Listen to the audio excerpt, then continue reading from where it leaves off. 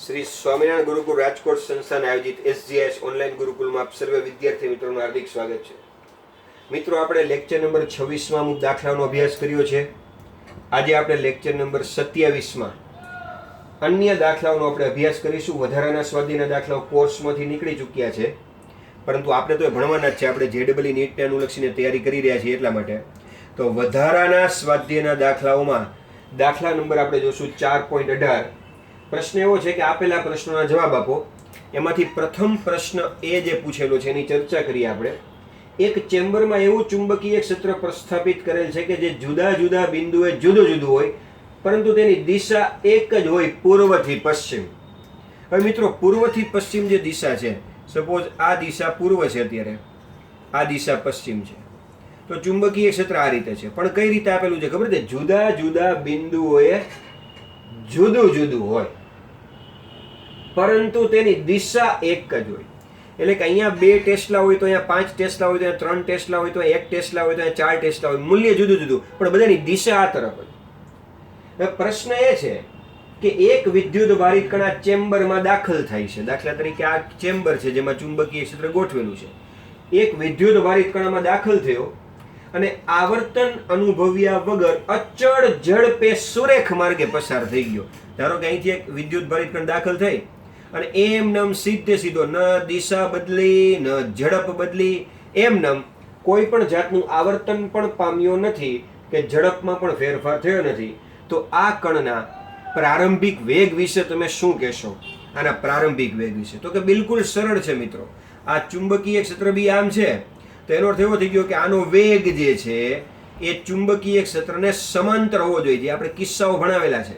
કારણ કે જ્યારે આવા ચુંબકીય ક્ષેત્રમાંથી આવો Q જેટલો વિદ્યુત ભારિત કણ પસાર થતો હોય તો એના ઉપર F સદિશ બરાબર Q V ક્રોસ B અનુસાર બળ લાગતું હોય છે, જેનું મૂલ્ય QVB sin θ હોય છે. હવે જો આ બળ લાગશે તો એનું મૂલ્ય દિશા કંઈક બદલશે વેગનું, પણ આ બળ લાગશે જ નહીં. તો જેમ દાખલ થયો છે એમને નીકળી જશે. એનો અર્થ એવો થઈ ગયો કે આ θ અહીંયા 0 હોવો જોઈએ, એટલે sin 0 બધું 0 થઈ જતું હોવું જોઈએ, એટલે બળ જ ન લાગે. એવું તો જ થાય જો વેગ સમાંતર B હોય અથવા પ્રતિ સમાંતર હોય. વેગ આમ હોય અથવા તો આમ હોય. તો આપણો જે પ્રશ્ન છે કે આના પ્રારંભિક વેગ વિશે તમે શું કહેશો, તો આપણે એવું કહેશું કે ભાઈ પ્રારંભિક વેગ છે એ ચુંબકીય ક્ષેત્રને કાં તો સમાંતર હશે કાં તો પ્રતિ સમાંતર હશે. ચલો બીજો પ્રશ્ન એમાં જોઈએ. બી પ્રશ્ન કે તીવ્ર અને નિયમિત ચુંબકીય ક્ષેત્ર ધરાવતા વાતાવરણમાં ચુંબકીય ક્ષેત્રનું મૂલ્ય અને દિશા જુદા જુદા બિંદુએ જુદા જુદા છે. મૂલ્ય પણ અલગ છે, દિશા પણ અલગ છે, બધું અલગ છે. ચાલો, બી પ્રશ્નમાં ચુંબકીય ક્ષેત્રનું મૂલ્ય પણ અલગ અલગ છે, દિશા પણ અલગ છે બધી જગ્યાએ, પણ તીવ્ર અને અનિયમિત છે. અનિયમિત બિલકુલ. અહીં 2 ટેસ્લા આ બાજુ હોય, તો અહીં 5 ટેસ્લા આ બાજુ હોય, તો 1 ટેસ્લા આ બાજુ હોય. મૂલ્ય અને દિશા બધું અલગ અલગ. તેમાં એક વિદ્યુત ભારિત કણ દાખલ થાય છે અને જટિલ માર્ગે બહાર આવે છે. સીધી વસ્તુ જટિલ માર્ગ છે, કારણ કે B ની દિશા મૂલ્ય બધું અલગ અલગ હોય, તો દરેક જગ્યાએ બળ અલગ અલગ લાગવાનું છે, અસર અલગ અલગ થવાની છે. જો તેણે વાતાવરણ સાથે કોઈ પણ પ્રકારની અથડામણ ન અનુભવી હોય તો તેની અંતિમ ઝડપ શું તેની પ્રારંભિક ઝડપ જેટલી હશે? દાખલા તરીકે ચુંબકીય ક્ષેત્ર આમ છે, આમ બાજુ છે, આ બાજુ છે, 3 ટેસ્લા, 2 ટેસ્લા, 1 ટેસ્લા, 5 ટેસ્લા, બધી દિશાઓ અલગ અલગ, બધું અલગ અલગ. પણ માનો કે પ્રશ્ન એવો છે કે અહીંથી જ્યારે વિદ્યુત ભારિત કણ દાખલ થાય એનો V જેટલો વેગ છે. સપોઝ ખૂબ અલગ અલગ માર્ગે જાય, આમ જાય, આ બાજુ જાય, ઉપર આવે, નીચે આવે, આમ જાય, તેમ જાય, ગમે એમ જાય, અને અહીંથી જ્યારે બહાર નીકળે ત્યારે એનો જે વેગ છે, શું આ વેગ અંતિમ ઝડપ પ્રારંભિક ઝડપ જેવડી હશે કે નહીં હોય? તો કે હોય જ. સીધી વસ્તુ છે. આ વેગનું મૂલ્ય બદલતું નથી. યાદ રાખો મિત્રો કે ચુંબકીય ક્ષેત્ર વિદ્યુત ભારિત કણના વેગના મૂલ્ય પર અસર કરતું નથી. આ ચુંબકીય ક્ષેત્ર આના ઉપર જે કાંઈ બળ આવા લગાડે છે એ બધા જ વેગની દિશા બદલે છે, મૂલ્ય નહીં. અને પરિણામે જે છે એ ગતિ ઉર્જા જે છે, ગતિ ઉર્જા એ આપણા માટે અચળ રહે છે એવી વાત કરેલી. એટલે કે ગતિ ઉર્જાનો ફેરફાર છે 0 થઈ જાય. એક વસ્તુ યાદ રાખો, આ વસ્તુ ફેરવીને MCQમાં એમ પણ પૂછી શકાય કે વિદ્યુત ભારિત કણ, આ પ્રશ્ન પૂછાઈ ગયેલો છે એ તમને કહું છું કે વિદ્યુત ભારિત કણ ખાલી જગ્યાના કારણે ઉર્જા પ્રાપ્ત કરે છે. કૌંસમાં વિદ્યુત ક્ષેત્ર, ચુંબકીય ક્ષેત્ર એવું બધું લખેલું છે ઓપ્શન. તો યાદ રાખો મિત્રો કે ચુંબકીય ક્ષેત્ર તો કોઈ દિવસ ઉર્જા આપતું જ નથી, ઉર્જા અચળ રાખે છે. એટલે વિદ્યુત પરિકરણ ચુંબકીય ક્ષેત્રના કારણે ઉર્જા પ્રાપ્ત ન કરે. પણ હમણાં મેં સમજાવ્યું એમ વિદ્યુત ક્ષેત્ર જે ભણવાનું આવવાનું છે આપણે, ધનથી ઋણ માનો કે વિદ્યુત ક્ષેત્ર છે, આ વિદ્યુત ક્ષેત્ર જે હજી ભણવાનું બાકી છે આપણે. પણ માનો કે અમે પ્રોટોન મૂકી દીધો, ધન શાંતિથી મૂકી જ દીધો, અત્યારેની ઉર્જા 0 છે, ગતિ ઉર્જા. પણ જેવો ધન મૂક્યો એટલે ઋણ તરફ આમ ખેંચાશે અને ખેંચાશે એટલે એમાં પ્રવેગ ઉત્પન્ન થશે, પ્રવેગ ઉત્પન્ન એટલે વેગ ઉત્પન્ન થશે, એટલે કે ગતિ ઉર્જા પ્રાપ્ત થશે. જો તો જે અહીંયા આ પ્રોટોન ગતિ ઉર્જા પ્રાપ્ત કરે છે એ આના કારણે, એટલે કે વિદ્યુત ક્ષેત્રના કારણે. એટલે જવાબ આવશે વિદ્યુત ભારિત કણ વિદ્યુત ક્ષેત્રને કારણે ઉર્જા પ્રાપ્ત કરે છે, ચુંબકીય ક્ષેત્રને કારણે એ ઉર્જા પ્રાપ્ત કરતો નથી. આ ખાસ વસ્તુ યાદ રાખજો. હવે ત્રીજો પ્રશ્ન જે છે મિત્રો, એ થોડોક આપણે દિશા મુજબ સમજવાનો થશે. 3 નંબરના પ્રશ્નોમાં આપણે જમણા હાથના અંગૂઠાનો નિયમ વાપરી અને આપણે દિશા શોધવી પડશે. જે આપણો ત્રીજો પ્રશ્ન છે સી, પશ્ચિમથી પૂર્વ તરફ ગતિ કરતો એક ઇલેક્ટ્રોન. આપણે સમજવું પડશે પશ્ચિમથી પૂર્વ તરફ. એક યાદ રાખી, ધારો કે આ બાજુની દિશા છે ને આપણે પૂર્વ લઈ અને આ બાજુની દિશાથી પશ્ચિમ લઈ. તો ધારો કે આ દિશાથી પશ્ચિમ, આ દિશાથી પૂર્વ. એટલે કોઈ તમને એમ કહે કે પશ્ચિમથી પૂર્વ તરફ ગતિ કરતો ઇલેક્ટ્રોન, એટલે કે ઇલેક્ટ્રોન આ તરફ જઈ રહ્યો છે, આ તરફ પશ્ચિમથી પૂર્વ તરફ. ઇલેક્ટ્રોનનો વેગ આ તરફ છે. હવે યાદ રાખજો આ તરફ. પ્રશ્ન એ છે કે એક ઇલેક્ટ્રોન ઉત્તરથી દક્ષિણ દિશામાં નિયમિત, હવે આ રકમમાં ભૂલ છે મિત્રો, અહીંયા વિદ્યુત ક્ષેત્ર ધરાવતી ચેમ્બર આવશે. ઉત્તરથી દક્ષિણ દિશામાં નિયમિત વિદ્યુત ક્ષેત્ર ધરાવતી ચેમ્બર, એ રકમમાં ભૂલ છે, સુધારી લેજો. હવે તમને ખબર છે કે આ દિશા પૂર્વ હોય, આ દિશા પૂર્વ હોય, તમે પૂર્વ બાજુ મોઢું રાખ્યું અને બે હાથ આમ ફેલાવ્યા, તો જે ડાબો હાથ હોય એ ઉત્તર દિશા હોય. એ ખાસ યાદ રાખજો, નહીતર દિશા પ્રમાણે જવાબ અહીં ફરી જશે બિલકુલ. એટલે આ દિશા થઈ ઉત્તર, આ દિશા થઈ દક્ષિણ. તો ફરી બાજુ કહી દઉં, આ આપણા માટે કઈ દિશા? પૂર્વ. આ આપણા માટે પશ્ચિમ, આ ઉત્તર, આ અને આ દક્ષિણ. તો અહીંયા વિદ્યુત ક્ષેત્ર ઉત્તરથી દક્ષિણ તરફ છે એવું કહેલું છે. એટલે અહીંયા ઉત્તર બાજુ ક્યાંક ધન હોવું જોઈએ, દક્ષિણ બાજુ ક્યાંક ઋણ, કારણ કે વિદ્યુત ક્ષેત્ર ધનથી ઋણ હોય એટલે. તો ચલો આ રીતે આ ઉત્તરથી દક્ષિણ વિદ્યુત ક્ષેત્ર આમ છે અને ઇલેક્ટ્રોન આ રીતે આમ ગતિ કરી રહ્યો છે. જો વિદ્યુત ક્ષેત્ર છે, ફરી પાછું યાદ રાખજો, ચુંબકીય ક્ષેત્રની વાત નથી, ઇલેક્ટ્રિક ફિલ્ડ વિદ્યુત ક્ષેત્ર છે. હવે અત્યારે વિદ્યુત ક્ષેત્રના ચેપ્ટર આપણે કદાચ ન ભણ્યા હોય તો મૂંઝાવવાની જરૂર નથી. તમે ખાલી એટલું વસ્તુ વિચારો કે ઇલેક્ટ્રોન આમ દાખલ, ઇલેક્ટ્રોન કેવો છે? ઋણ. તો ઋણ અંદર દાખલ થયો તો આ વિદ્યુત ક્ષેત્ર કઈ રીતના બળ લગાડે? તો કે આ ધન એને પોતાની તરફ ખેંચે, એટલે કે આ તરફ બળ લગાડે ઇલેક્ટ્રોન ઉપર વિદ્યુત ક્ષેત્ર. હવે કેટલું લગાડે એ પણ યાદ રાખો. જેમ આ સૂત્ર તમે યાદ રાખેલું છે કે બી જેટલા ચુંબકીય ક્ષેત્રમાં વી જેટલા વેગથી ક્યુ જેટલો વિદ્યુતભાર ગતિ કરે તો લાગતું બળ, એટલે કે વિદ્યુતભાર ઉપર ચુંબકીય ક્ષેત્ર આ રીતે બળ લગાડે, ક્યુ વી ક્રોસ બી. એવી રીતે વિદ્યુત ક્ષેત્ર કઈ રીતના લગાડે એ જોઈએ. આને હું મેગ્નેટિક ફોર્સ કહું અને ઇલેક્ટ્રિકલ ફોર્સ કહું. આ ચુંબકીય બળ, આ વિદ્યુત બળ. તો કેટલું લગાડે? તો કે આની જેમ જ ક્યુ તો આવશે જ, કારણ કે વિદ્યુતભાર ઉપર લાગે છે એટલે વિદ્યુતભાર તો આવે.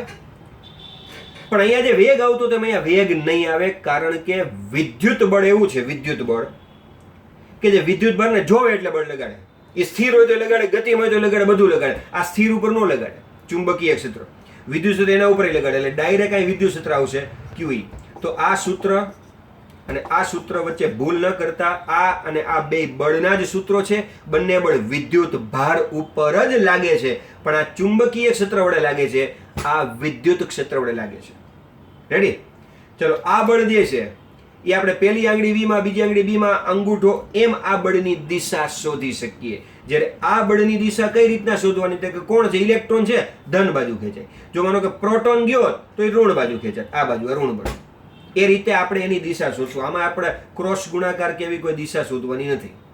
તો ચલો આ જે QE બળ છે આ તરફ લાગી ગયું, એટલે કે શું થયું? ફરી બાજુ કહી દઉં છું, આ દિશા પૂર્વ થઈ, આ દિશા પશ્ચિમ થઈ, આ ઉત્તર થઈ, આ દક્ષિણ થઈ.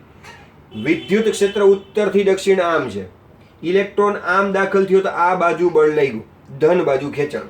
રેડી? હવે આપણો પ્રશ્ન એ છે કે જો આ રીતની ગોઠવણ હોય તો નિયમિત ચુંબકીય ક્ષેત્ર કઈ દિશામાં લગાડવું જોઈએ, એટલે કે ચુંબકીય ક્ષેત્ર છે નહીં, લગાડવું છે. હવે કઈ રીતે લગાડવું છે કે જેથી ઇલેક્ટ્રોન કોઈ પણ પ્રકારનું આવર્તન અનુભવ્યા વગર સીધી રેખામાં ગતિ કરે. અત્યારે તો એવું થાય છે કે ઇલેક્ટ્રોન આમ જાય છે એટલે ધન બાજુ ખેંચાઈ જાય, આવર્તન પામી ગયું, આમ જઈને આમ વયું ગયું.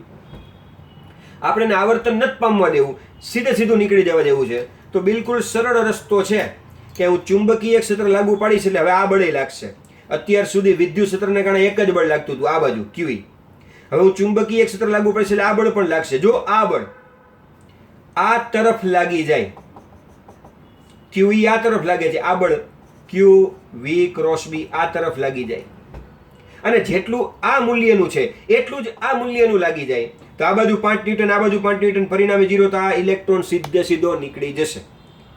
તો ચાલો આપણે શું કરવું પડશે? પહેલી વસ્તુ કે આ બળ આ તરફ લગાડવું જોશે અને આના મૂલ્ય જેટલું લગાડવું પડશે. તો આપણે લખીએ કે જેટલું મૂલ્ય QE નું છે એટલું જ મૂલ્ય QEB નું થવું જોઈએ. પહેલા તો આ QEB. બીજું, આ QEB sin થીટા છે આખું, એમાં થીટા 90 કરવાના, એટલે V અને B મારે લંબ રાખવા પડશે. તો ચલો કઈ દિશામાં ગોઠવી શકીએ, બહુ ધ્યાનથી સમજવાનું છે કારણ કે ઇલેક્ટ્રોન છે એટલે. તો ચાલો, ઇલેક્ટ્રોનનો વેગ આ બાજુ હતો. હવે આપણે ધારો કે વિચારીએ કે આપણે જ્યારે આ બળની દિશા ગોતું તો પહેલી આંગળી વેગમાં રાખવાની. તો મેં પહેલી આંગળી ચાલો વેગમાં ગોઠવી નાખી કે ઇલેક્ટ્રોન આ તરફ જાય છે એટલે પહેલી આંગળી વેગમાં. બીજી આંગળી મારે ચુંબકીય ક્ષેત્રમાં રાખવાની છે. જો ધારો કે હું ચુંબકીય ક્ષેત્ર આ બાજુ ગોઠવું, આ બાજુ, એટલે કે જે બાજુ આમ ઉત્તરથી દક્ષિણ વિદ્યુત ક્ષેત્ર છે એ જ દિશામાં જો આમ ચુંબકીય ક્ષેત્ર ગોઠવું તો આ રીતના ગોઠવણી થાય. પહેલી આંગળી V માં આ વેગમાં, બીજી આંગળી ચુંબકીય ક્ષેત્રમાં આ તરફ, તો અંગૂઠો નીચે, એટલે કે આ બળ નીચે લાગે. હવે આપણે આ બળ નીચે નથી લગાડવાનું, આ બળ આમ લગાડવાનું છે, આપણે નીચે નથી લગાડવાનું, એટલે આ ગોઠવણી ન ચાલે. તો આપણે કઈ રીતના કરવું પડશે? ઉલટું વિચારતા શીખો કે પ્રથમ આંગળી વેગમાં, અને હવે બળ મારે આ બાજુ લગાડવું છે, આ તરફ QE ની ઉલટી બાજુ લગાડવું છે. ફરી બાજુ સમજો, આ બાજુ વેગમાં પ્રથમ, બીજી પછી ગોઠવશું. પેલા અંગૂઠો ગોઠવી, અંગૂઠાનું જે બળની દિશા છે મારે આ તરફ લગાડવી છે, આ તરફ. તો જો હવે જુઓ, પહેલી આંગળી વેગમાં એટલે વેગ આ તરફ જ છે, બળની દિશા આ તરફ થઈ ગઈ, તો આ બીજી આંગળી ઉપર તરફ આવી, એટલે કે ચુંબકીય ક્ષેત્ર જો અહીંથી ઉપર તરફ રાખું એટલે કઈ દિશા છે? પૂર્વ, આ પશ્ચિમ, આ ઉત્તર, આ દક્ષિણ, એટલે આ તરફ વિદ્યુત ક્ષેત્ર ઉત્તરથી દક્ષિણ, ઇલેક્ટ્રોનનો વેગ આમ પશ્ચિમથી પૂર્વ, અને ચુંબકીય ક્ષેત્ર માનો કે આમ નીચેથી ઉપર રાખું ધારો કે, તો ગોઠવણી કેવી થઈ જોઈએ? તો ચાલો, પહેલી આંગળી વેગમાં, આ બીજી આંગળી ચુંબકીય ક્ષેત્રમાં આ તરફ, કે નહીં, આપણે કઈ તરફ રાખ્યું? ચુંબકીય ક્ષેત્ર ઉપર તરફ, તો અંગૂઠો આ તરફ. તો ચાલો, આ બળ આ તરફ વયું ગયું. પણ મિત્રો, એક પ્રોબ્લેમ એ થયો અહીંયા કે પ્રથમ આંગળી વેગમાં, બીજી આંગળી ચુંબકીય ક્ષેત્રમાં, હું ચુંબકીય ક્ષેત્ર ઉપર ગોઠવું, બળની દિશા આવી પણ ગઈ, પણ આ ધન વિદ્યુત ભાર ઉપર લાગતું બળ થયું. યાદ કરો, મેં તમને કીધું હતું, આ V ક્રોસ B, આ ધન ઉપર બળ લાગે, ઇલેક્ટ્રોન ઋણ છે એના કરતા ઉલટું થઈ જાય. આ ધન ઉપર આમ લાગે તો ઋણ ઉપર આમ લાગે, તો આમ તો પાછું QE છે. તો હવે એક કામ કરીએ કે ધન માટે આપણે ગોઈતું ચુંબકીય ક્ષેત્ર ઉપર, તો ઇલેક્ટ્રોન માટે કામ કરો, ચુંબકીય ક્ષેત્ર આમ લાગુ પડી તો નીચે તરફ. તો ચાલો એમ લાગુ પાડી. ચાલો, પહેલી આંગળી V માં, બીજી આંગળી B માં નીચે તરફ, તો અંગૂઠો આ બાજુ, એટલે ધન ઉપર આ બાજુ બળ લાગે, પણ ઋણ ઉપર એના કરતા ઉલટું આ બાજુ બળ લાગે. રેડી? તો ચુંબકીય ક્ષેત્ર આપણે ક્યાં રાખવું પડ્યું? અહીંથી નીચે તરફ રાખવું પડ્યું. એટલે હવે આખી કન્ડિશન કેવી થઈ? આ દિશા પૂર્વ, આ દિશા પશ્ચિમ, આ દિશા ઉત્તર, આ દક્ષિણ, ઉત્તરથી દક્ષિણ. આમ કોણ છે? વિદ્યુત ક્ષેત્ર. ઇલેક્ટ્રોનનો વેગ કેમ છે? પશ્ચિમથી પૂર્વ. વિદ્યુત બળ કઈ બાજુ લઈ ગયું? આ તરફ લઈ ગયું. અને ચુંબકીય ક્ષેત્ર આપણે ગોઠવ્યું ઉપરથી નીચે, એટલે વેગમાં પહેલી આંગળી, B માં બીજી આંગળી, ધન ઉપર આમ લાગે, પણ ઋણ ઉપર આ બાજુ બળ લાગે, એટલે કે વિદ્યુત બળ કરતા ઉલટી દિશામાં થઈ ગયું, અને બંનેના મૂલ્ય થઈ ગયા સમાન. એટલે હવે આ ઇલેક્ટ્રોન પશ્ચિમથી પૂર્વ નીકળી અને સીધું આવર્તન પામ્યા વગર પસાર થઈ જશે. રેડી? તો આ રીતે આપણે સ્વાધ્યાયનો દાખલો 4.18 નો આપણે અભ્યાસ કર્યો. હવે નેક્સ્ટ પોઈન્ટમાં આપણે જોવા જઈએ તો 4.19 નંબરનો દાખલો આપણે અભ્યાસ કરવાનો છે. 4.19 નંબરના દાખલામાં કહેલું છે કે એક કેથોડને આપણે ગરમ કરવાથી, જો મિત્રો આ એક યાદ રાખી લો, 4.18 નું વચમાં કીધું કારણ કે અહીંથી એક આગળની ટોપિક આખો થિયરી કરાવવાનો છું આ પોર્શન ઉપરથી. આવી રીતના કે એક બાજુ વિદ્યુત બળ, બીજી બાજુ ચુંબકીય બળ સરખા લાગે તો શું થાય છે, એને એક આખો થિયરિકલ પોર્શન આપણે ભણવાનું છે. આનો છે.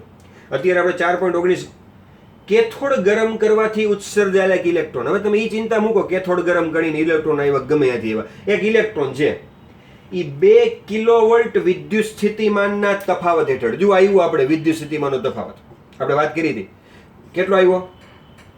2 કિલોવોલ્ટનો વિદ્યુત સ્થિતિમાનનો તફાવત એના વડે પ્રવેગિત થઈને 0.15 ટેસ્લા જેટલા ચુંબકીય ક્ષેત્ર વિસ્તારમાં દાખલ થઈ છે. આટલી જ માહિતી આપી છે. કોણ છે? ઇલેક્ટ્રોન છે. ચાલો, ઇલેક્ટ્રોનો એટલે આપણને કઈ કઈ વસ્તુ ખબર પડી ગઈ, એનું દળ ખબર પડી ગઈ અને એનો વિદ્યુતભાર ખબર પડી ગઈ. તો ચાલો, આવો વિદ્યુતભાર, આવો દળ, આ શું છે? ફરી પાછું તો આ વેગ નથી.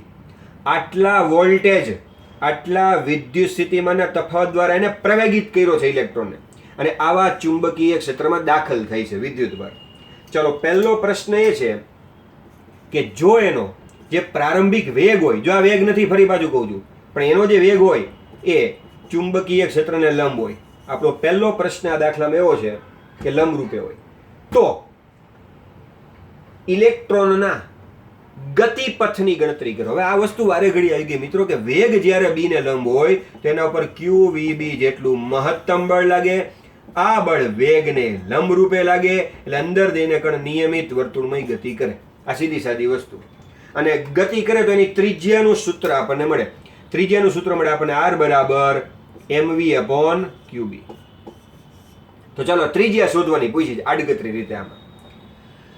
હવે અત્યાર સુધી આપણને Q ખબર હતો, M ખબર હતો, આ વિદ્યુતભાર, B ખબર હતો એટલે કે I ખબર છે ચુંબકીય ક્ષેત્ર. ચાલો, આટલી વસ્તુ ખબર છે. વેગ નથી ખબર. વેગ તો વેગ કઈ રીતે ગોતી શકાય? વેગ તમને વધારાનું શું આપ્યું છે? વોલ્ટેજ આપ્યા છે. તો જો એક રીત આ થઈ શકે કે વોલ્ટેજ દ્વારા EV કરું ને એટલે મને કોણ મળે? યાદ કરો તો ગતિ ઉર્જા. અને ગતિ ઉર્જા એટલે કોણ? તો કે 1/mv². અને EV, V એટલે વોલ્ટેજ. અને એમાં જો હું v² ને કરતા બનાવું 2 સામે જાય તો 2ev/m, અને પછી એનું વર્ગમૂળ કાઢી લઈ એટલે √2ev/m. આ રીતે પહેલા હું વેગ શોધી શકું કે 2, પછી ઇલેક્ટ્રોનનો વિદ્યુતભાર, ઇલેક્ટ્રોનનું દળ, અને આ જે વોલ્ટેજ હેઠળ પ્રવેગિત કર્યું 2 કિલો એટલે 2 × 10⁻³ વેગ શોધું, અને પછી વેગ અહીંયા મૂકું. આ 3 ખબર છે તો ત્રિજ્યા મળી જાય. આ થઈ ગઈ આપણી પહેલી રીત. અને બીજી રીત મેં તમને જે શોર્ટકટ શીખડાવી, યાદ કરો. આ mv ની જગ્યાએ મેં કયા પદ રાખતા શીખડાવ્યા હમણાં જ? તો કે 2mk ગયા દાખલામાં, ગયા પીરિયડમાં 2mk એટલે ડાયરેક્ટ ગતિ ઉર્જા, અથવા તો √2mev. યાદ કરો ગતિ ઉર્જાની, તો ડાયરેક્ટ ઈ જ મૂકો ને. તો ચાલો, હવે ત્રિજ્યાનું સૂત્ર શું થઈ ગયું? આ mv ની જગ્યાએ શું થઈ ગયું? √2mev વોલ્ટેજ, અને છેદમાં qb. એમ ને ત્રિજ્યા જોઈએ. ચાલો, કિંમત મૂકો બધાની. √2 ઇલેક્ટ્રોનનું દળ એટલે 9.1 10⁻31. ઇલેક્ટ્રોનનો વિદ્યુતભાર એટલે 1.6 10⁻⁻19. વોલ્ટેજ એટલે 2 કિલો વોલ્ટ છે એટલે 10⁻³ અને છેદમાં Q એટલે 1.6 10⁻⁻19 અને ચુંબકીય ક્ષેત્ર એટલે 0.15. રેડી? તો ચલો, બસ સાદું રૂપ આપવાનું છે આપણે ખાલી. આ -31 અને -19 આ બેનો સરવાળો કરું એટલે 31 ને 9 40 અને 10 એટલે -50 થઈ. 50 થયા, એમાંથી આ 3 બાદ કરી -47 થઈ. એમાંથી શું કરે ખબર? 1 અહીંયા ક્યાંક આપી દો એટલે ધારો કે મેં 0.16 કરી નાખી, એમ સમજો, એટલે -46 થઈ ગઈ આપણી. પછી એનું વર્ગમૂળ એટલે -23 થઈ ગઈ. અને એ -23 માં જાવ તો ઉપર -4 બચી, એટલે વર્ગમૂળ બધું નીકળી ગયું 10⁻⁴. હવે આ બધાનો ગુણાકાર કરે, 2 × 2 એટલે 4. હવે આ 1.6 હોય તો એની સાથે હું 4 નો ગુણાકાર 6.4 થઈ. પણ યાદ કરો 1 મેં આપી હતી એટલે 0.64. એને ગુણ્યા 9.1 કરવાનું, એનું વર્ગમૂળ કાઢી લેવાનું. જે આવે એને 1.6 વડે ભાગવાનું, જે જવાબ આવે એને 0.15 વડે ભાગવાનું. એટલે અહીંયા તમને એક જવાબ મળી જશે. હવે આ જે જવાબ મળશે મિત્રો, એ કંઈક 10 પોઈન્ટ સમથિંગ આવું કંઈક મળશે. હવે -4 એની બદલે જો આને આમ લખું એટલે કે 1.00 સમથિંગ થઈ જશે તો એ -3 મીટર થશે અહીંયા. અને જેને આપણે શું લખી શકશું? તો 10⁻³ ન લખો, 1.0 એટલે 1 જ થયું, તો લગભગ આને આપણે 1 મિલીમીટર ત્રિજ્યા લખી શકીશું. પણ અહીંયા સાદું રૂપ તમે આપી દેજો. રેડી? તો આ રીતના આપણો દાખલો ગણી શકાય. હવે આમાં એક બીજો પ્રશ્ન પણ છે. આ જ દાખલામાં મિત્રો બીજો પ્રશ્ન, B નંબરનો પ્રશ્ન છે કે અહીંયા પ્રથમ પ્રશ્નમાં કીધું હતું કે વી છે એ બી ને લંબ હોય તો આ બધું થાય, કે વી બી ને લંબ હોય તો કણ નિયમિત વર્તુળમાં ગતિ કરે, નિયમિત વર્તુળમાં ગતિ કરે તો આ સૂત્ર છે. પણ હવે એમ કીધું છે કે પ્રારંભિક વેગ છે બી ને લંબ ન હોય આ રીતે, પણ 30 અંશનો ખૂણો બનાવતું, એટલે કે ચુંબકીય ક્ષેત્ર આમ હોય અને આમ દાખલ થાય. યાદ કરો, આ કણ કેવી ગતિપથ હોય? હેલિકલ ગતિપથ ઉપર ગતિ કરે. આ બધું જ ભણાવ્યું છે. અને આવા સમયે આની ત્રિજ્યા mv/qb ન હોય, mv/sin θ/qb હોય. આને હેલિક્સની પીચ ને આ બધું સાથે ભણાવ્યું હતું, યાદ કરજો. તો આ ત્રિજ્યાનું સૂત્ર મૂકવું પડે. જો થીટા ખૂણે દાખલ થાય તો, લંબ રૂપે દાખલ થાય તો આ સૂત્ર mv/qb. રેડી? હવે આની ગણતરી કાંઈ પાછી કરવા ન બેસાય મિત્રો. અહીંયા તમે mv/qb તો ઓલરેડી mv/qb ની ગણતરી તમે 1 મિલીમીટર કરેલી જ છે. એટલે હવે આ નવી ત્રિજ્યા, એટલે આનો જવાબ ડાયરેક્ટ 1 મિલીમીટર થઈ જ ગયો. ગુણ્યા ખાલી સાઇન થીટા મૂકવાનું, અને ખૂણો 30 અંશનો આપ્યો છે, સાઇન 30. સાઇન 30 એટલે 1/2. 1/2 એટલે 1 મિલીમીટરનું અડધું, એટલે થઈ ગયું 0.5 મિલીમીટર. રેડી? તો આ રીતે આપણે 4.19 નંબરનો દાખલો. મિત્રો, જે દાખલા થતા જાય ખાસ તમારે ગણતા જવાના છે. આ બધી જ વસ્તુની વ્યવસ્થિત નોટ બનાવવાની છે. મેં તમને રવિવારે આ બધી નોટ આપણે ગ્રુપમાં મૂકવાની પણ વાત કરી છે ખાસ કરીને. તો ચાલો આ રીતે આપણે મળતા રહીશું. સરસ મજાની નોટ બનાવો ને બધા દાખલાની સૂત્રોની પ્રેક્ટિસ રોજે રોજ કરો. 2 વાર 3 વાર સામે વાંચતા રહો. એવું હોય તો આ સૂત્રોનું એક માઇન્ડ ચાર્ટ બનાવી, હવે આપણે 1-2 ટોપિક છે પૂરા થાય ને એટલે આનું આખું માઇન્ડ ચાર્ટ બનાવતા શીખડાવીશ. અને એ માઇન્ડ ચાર્ટ તમે જે વાંચવા બેસતા હોય ને દિવાલ ઉપર ક્યાંક સારા અક્ષરમાં લખીને ચોંટાડી જ દેવાનું. આપણે પિન પેજમાં ભલે 3, 4, 5 પિન પેજ થાય, 5, 10 પાના થાય તોય દિવાલ ઉપર સામે આપણે ચોંટાડી દેવાનું. તો ચાલો મિત્રો, સરસ મજાનું પરિણામ મેળવો. બસ એ જ અમારો એક હેતુ છે. શ્રી સ્વામિનારાયણ ગુરુકુળ રાજકોટ સંસ્થાન તરફથી સર્વે મિત્રોને ઓલ ધ બેસ્ટ. જય સ્વામિનારાયણ.